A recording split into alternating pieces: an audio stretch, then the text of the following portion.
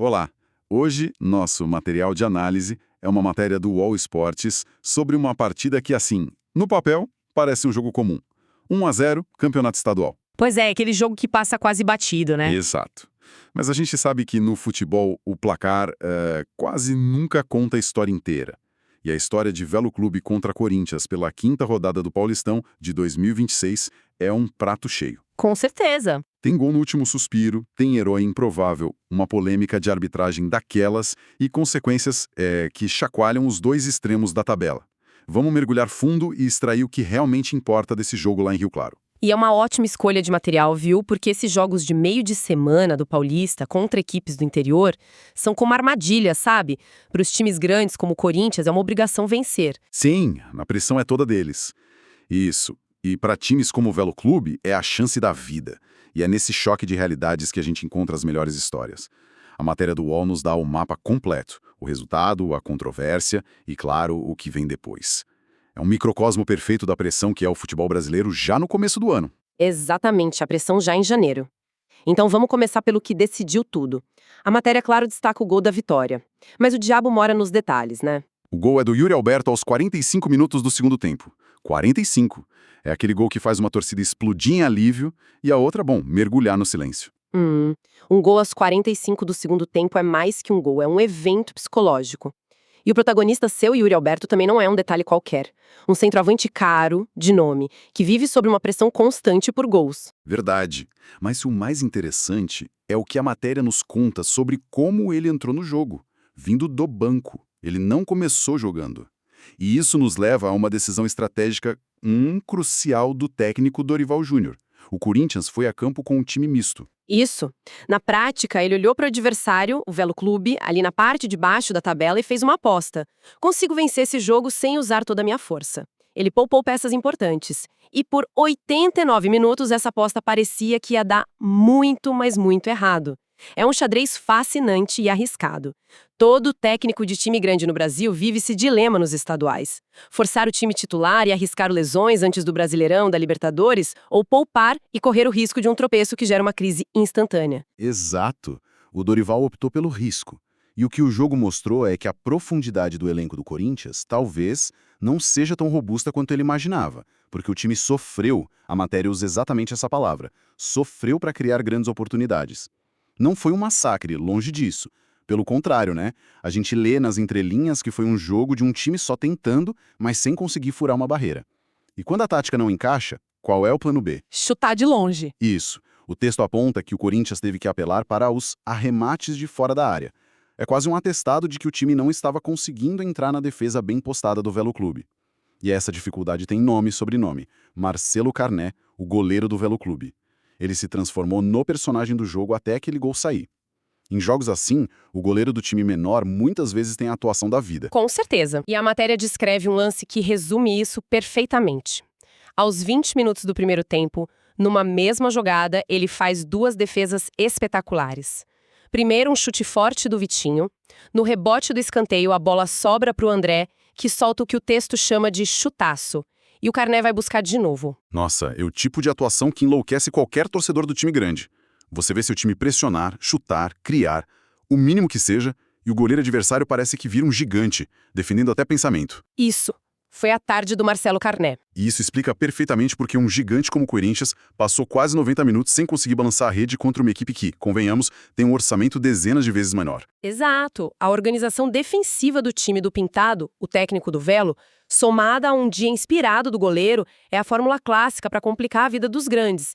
E em jogos assim, tão travados, tão amarrados, a frustração dentro de campo aumenta. Os nervos ficam à flor da pele. Claro. E é nesse cenário que um lance mais ríspido pode explodir e mudar completamente a narrativa do jogo. E explodiu, né? Teve um lance capital no final do primeiro tempo que gerou uma polêmica enorme e que a matéria do UOL detalha muito bem. Uma entrada do lateral Inayan, do Velos Clube, no meia-atacante Vitinho, do Corinthians. A descrição é cirúrgica. O atleta do Velo entrou com a sola da chuteira na panturrilha do meia-atacante do Timão. Nossa. No futebol, isso é quase um código para lance para vermelho.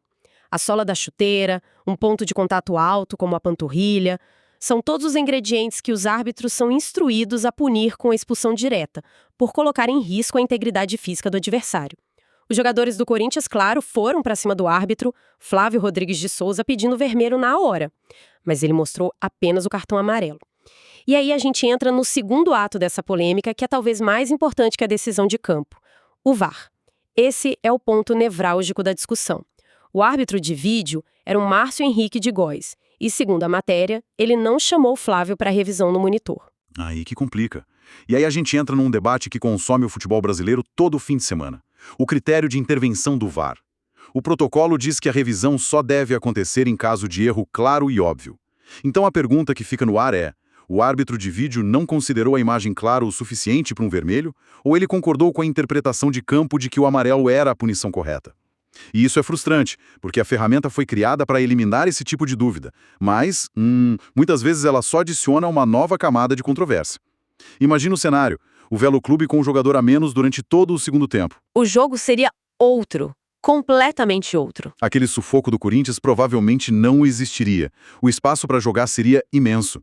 O gol talvez saísse muito antes e com mais naturalidade.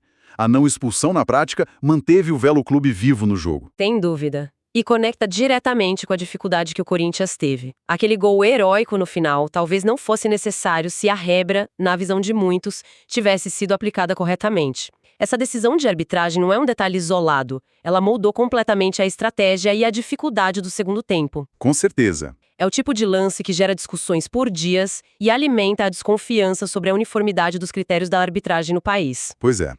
Mas no fim das contas, a bola entrou. O Corinthians arranca a vitória no apagar das luzes, mesmo com toda a polêmica e a dificuldade. Na tabela, olhando friamente o resultado, parece uma noite perfeita para o time. Perder um ponto que estava na mão, em casa, aos 45 do segundo tempo, isso é um golpe psicológico brutal para um elenco que luta na parte de baixo. É muito pior do que perder de 3-0. É a sensação de quase ter chegado lá, né? Exato. É a sensação de que o esforço monumental foi em vão. E a matéria traduz isso em números. Com a vitória, o Corinthians vai a 8 pontos e salta para a quarta colocação, ou seja, entra na zona de classificação para as quartas de final. É um alívio imediato, sai daquela zona de pressão, daquela cobrança que já começava a se desenhar. Exatamente. Compra-se paz para trabalhar, mas para o Velo Clube, a matemática é cruel. O time continua com 4 pontos, em 13º lugar, flertando perigosamente com a zona de rebaixamento. Bem perto. E a matéria traz um detalhe que mostra o tamanho do drama. O Velo tem a mesma pontuação do Noroeste, que é o primeiro time no Z2, a zona da degola. Nossa, a mesma pontuação? E o que os mantém fora por enquanto? Um critério de desempate. O texto explica que o Velo tem uma vitória a mais. Ou seja, eles estão fora do rebaixamento pelo fio da navalha. Aquele gol do Yuri Alberto não foi só a perda de um ponto precioso. Foi muito mais. Foi a perda da chance de respirar e de colocar uma pequena distância para o abismo. A derrota em casa, dessa forma, agrava imensamente a luta pela sobrevivência no Paulistão. Cada ponto perdido em casa, para esses times, tem um peso gigantesco no final. Fica muito claro como uma única bola na rede aos 45 do segundo tempo pode ser a fronteira entre a tranquilidade e o caos. E a matéria não para no presente. Ela já projeta os próximos capítulos, que mostram bem esses dois mundos distintos. Para o Corinthians, o foco vira uma chave de forma imediata. Completamente. O próximo jogo já é na quarta-feira, e o adversário é o Bahia, mas não é mais pelo Paulistão. É a estreia no Brasileirão. É a estreia no Campeonato Brasileiro. É sair de um jogo contra um time do interior de São Paulo, em Rio Claro, para o palco principal do futebol nacional, contra um time de Série A. A mentalidade, a preparação, o nível de exigência, tudo muda da noite para o dia. E para o Velo Clube? O que o futuro reserva? Aí é que o contraste fica fascinante. Enquanto o Corinthians se prepara para uma maratona nacional de 38 rodadas, o Velo Clube tem pela frente o que talvez seja o jogo mais importante do ano para eles. No próximo domingo, eles viajam para enfrentar o Noroeste. O Noroeste. O adversário direto, que tem a mesma pontuação, está na zona de rebaixamento. Exatamente. É o que chamamos de jogo de 6 pontos. É um confronto direto pela permanência na elite do futebol paulista. Para um clube como o Velo, permanecer na primeira divisão significa receita de TV, patrocínios, a capacidade de montar um time competitivo. Significa tudo. Significa tudo. Cair significa um mergulho na incerteza. Então, o peso desse jogo para o futuro do clube é simplesmente monumental. A pressão sobre os ombros desses jogadores no próximo fim de semana será imensa. Impressionante. Então, quando a gente junta todas as peças que essa matéria nos deu, saímos de um simples 1-0 para uma história muito mais complexa. Temos a aposta arriscada de um time misto que quase não deu certo, a redenção de um atacante pressionado no último lance, uma atuação heróica de um goleiro que quase roubou a cena. Temos uma grande controvérsia de arbitragem com o VAR no centro do furacão, que poderia ter mudado tudo, e as consequências brutais de um único gol. Para um lado, o alívio e a entrada no G4.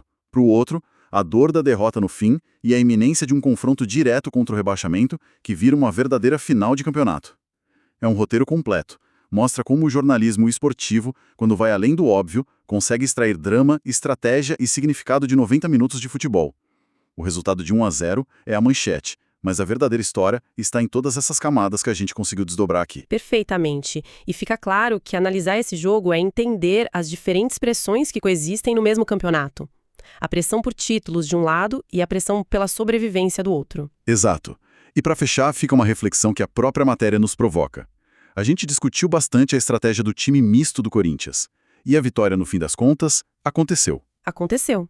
Então fica o pensamento, essa vitória sofrida no sufoco com um gol aos 45, ela valida a decisão do Dorival de poupar os titulares? Ou, na verdade, a enorme dificuldade para vencer uma equipe da parte de baixo da tabela serve como um grande sinal de alerta para o Corinthians, mostrando que o elenco talvez não seja tão forte quanto se imagina para os desafios muito maiores que vêm pela frente, como o próprio Brasileirão.